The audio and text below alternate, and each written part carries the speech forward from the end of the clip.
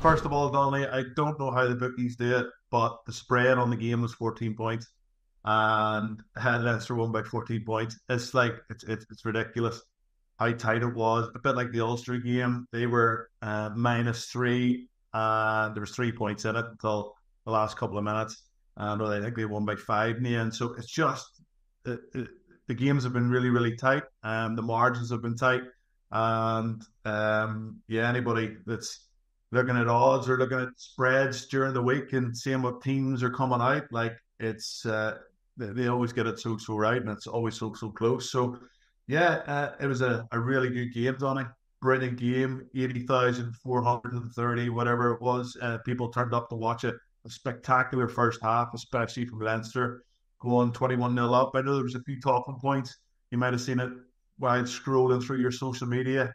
Um, by some of the Munster fans, the knock on by Snyman in the lead up to the second try, the tap down and the touch by Turner, which was then given to Leinster, and then they scored a couple of minutes later, even though they got another penalty to go into the corner.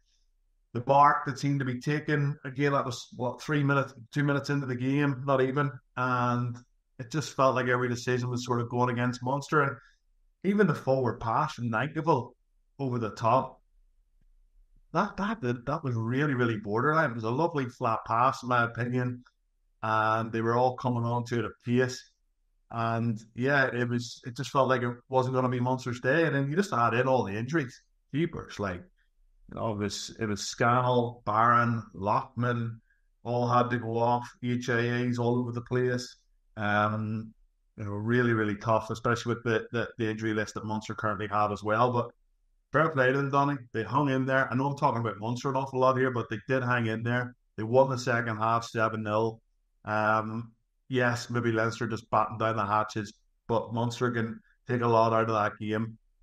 As can Leinster, of course, who were just supremely dominant in that first half. The speed of ruck ball was off the charts. Keelan Doris, 18 tackles, 20 carries, something like that. Man of the match performance. So good. Their scramble defense, like I think they missed 35 tackles or something like that, or it was 35 defenders beaten by Munster, and Leinster only beat 19. So you can tell that Munster had a lot of the ball, but a lot of that comes down to this blitz defence that Leinster are using, guys stepping back inside. But when they do miss a tackle, there's somebody there just to absolutely smash them when they get the ball. And when there is a line break or a half bust, the work rate off the ball is just so impressive. So yeah, a really high skill game, really intense game. Physicality stakes off the charts, especially in that first half. And yeah, Leinster will be very happy with how they got the job done. And Munster obviously not so much, and having to back up a disappointing result with an away trip now to South Africa. But the URC is in a great place at the minute, a brilliant place. 80,000 fans coming out to watch that at the weekend. There's going to be another couple of big attendances over the next 6 to 9 months with the RDS obviously being worked on, and the Aviv is going to be used, and possibly, we might see Croke Park being used again, which would be amazing. Yeah, I think it was a game that could have easily have lost, especially um, you know when the game was tied up. I think at 20 points apiece. Josh Murphy ends up getting a red card. They play a little bit too much Connacht. This is in their own half.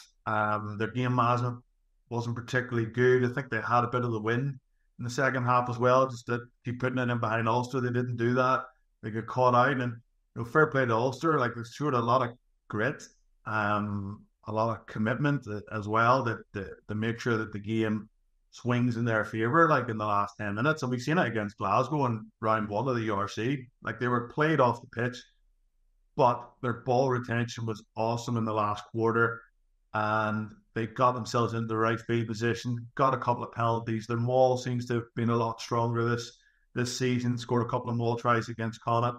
And yeah, they're in a much better place after a 5-point victory than they were previous, because just before that game kicked off, they're actually rock bottom of the table, which we sort of referenced a little bit.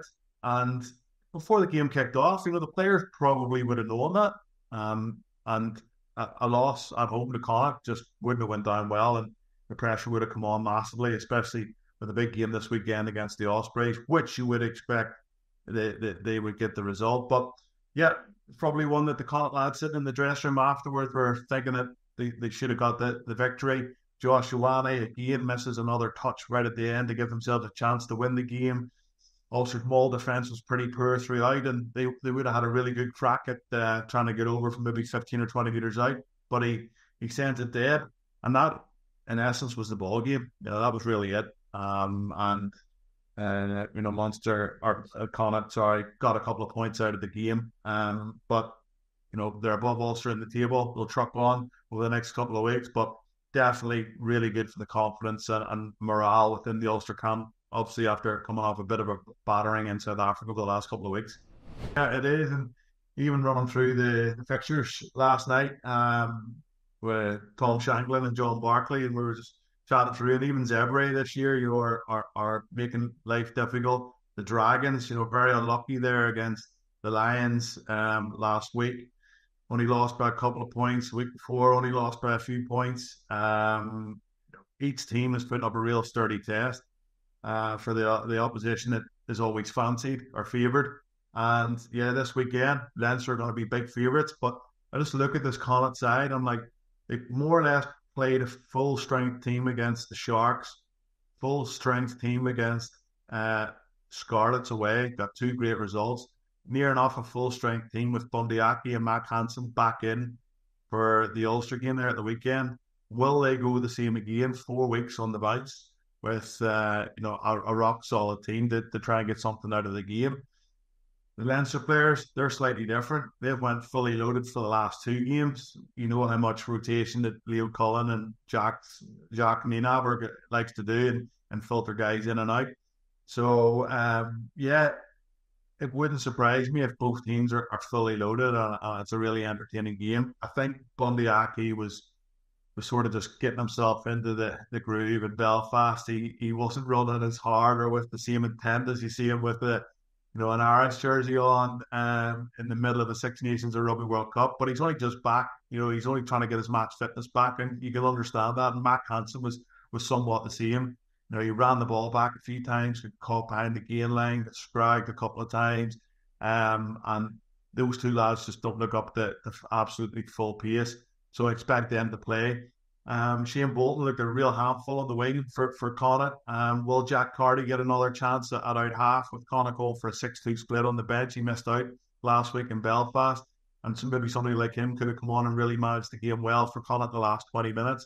So there's a few big decisions for Pete Wilkins and the coaching staff for Connacht, but I think Leinster in such rich vein of form that whatever team they pick, they'll feel that they can go down to Galway and get the job done and get the result. So it's going to be a belter of a game. I fully expect Ulster to beat the Ospreys. The Ospreys have got a huge amount of injuries as well. Maybe a couple of guys back for Ulster as well, which is good. And then Munster going to the Stormers. The Stormers have to have a reaction after their dismal display in Edinburgh. They got pumped. I think it was Damien Willems was playing out half. They couldn't get their attack going, and that's something that you associate with the Stormers as having this unbelievable attack and being able to score tries for fun. Or it was the opposite.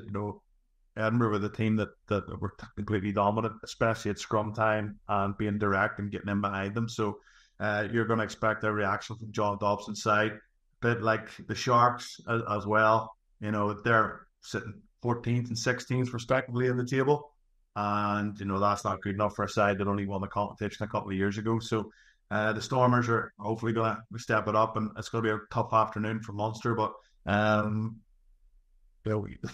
you're not going to rule Munster out, no matter how many injuries that they have. They have a good record down in South Africa, but I just fancy the Stormers to nick it. Fancy Leinster just to nick it, and obviously Ulster to get the job done in Belfast.